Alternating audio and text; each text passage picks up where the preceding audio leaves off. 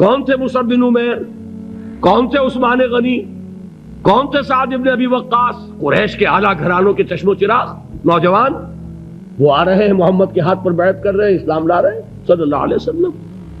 انہوں نے دیکھا یہ ہمارے غلاموں میں بھی یہ آگ پھیل گئی، یہ تو سمجھیے کہ بارود کے اندر آگ لگ رہی ہے۔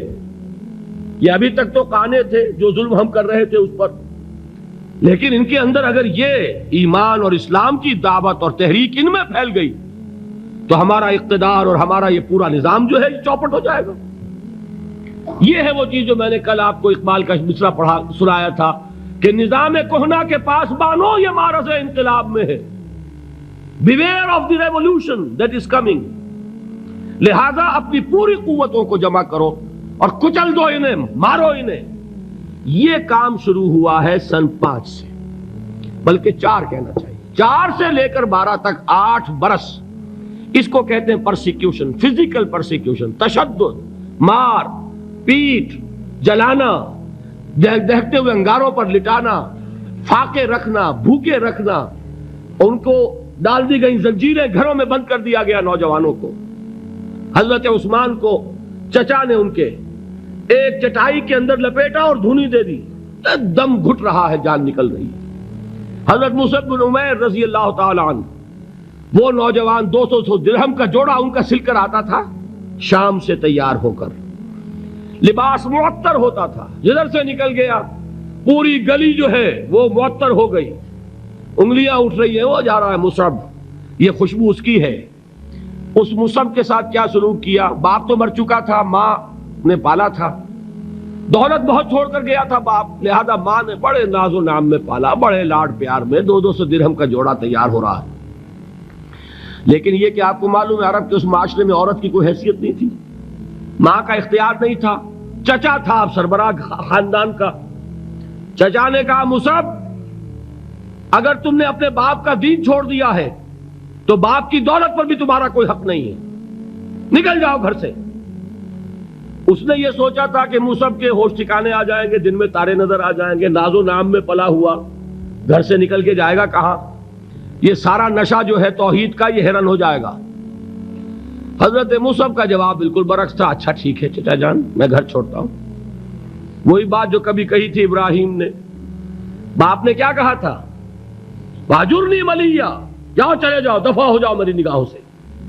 حضرت ابراہیم نے کیا جواب دیا تھا؟ سلام علیک ساستغفر لک ربی انہ کان بی حفیہ۔ اچھا باجان آپ کا حکم یہی ہے تو میں چلتا ہوں، آپ پر سلامتی ہو، میرا رب مجھ پر بڑا مہربان ہے، میں اس سے آپ کے لیے استغفار کروں گا۔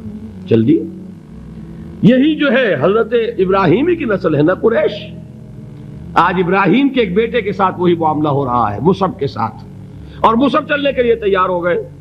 چچا نے سوچا میں سمجھتا تھا کہ ہوش ٹھکانے آ جائیں گے، یہ تو تیار ہو گیا نکلنے کے لیے۔ غصے میں آ کے اگلی بات کہی، یہ کپڑے جو پہنے ہوئے تم نے یہ بھی اسی مشرک باپ کی کمائی کے ہیں، اتارو ان کو۔ وہیں کپڑے اتارے، مادر زاد برہنہ گھر سے نکالے گئے، ماں کے پاس پہنچے، ماں نے آنکھوں پر ہاتھ رکھے، مصعب کیا ہوا؟ کہ ماں سے کہتے ہیں کہ ماں میں موحد ہو گیا ہوں، اور وہاں سے گئے پھر حضور کی خدمت میں کپڑے کہیں سے مانگے ہوں گے۔ یہ مصعب ہیں 200 درہم کا جوڑا پہننے والے، جب حضور پر مدینے کے 12 افراد ایمان لائے تھے، بیعت عقبہ اولی ہوئی، انہوں نے کہا کہ حضور ہمیں کوئی شخص اپنا ایسا شاگرد دیجئے جو ہمیں قرآن پڑھا سکے۔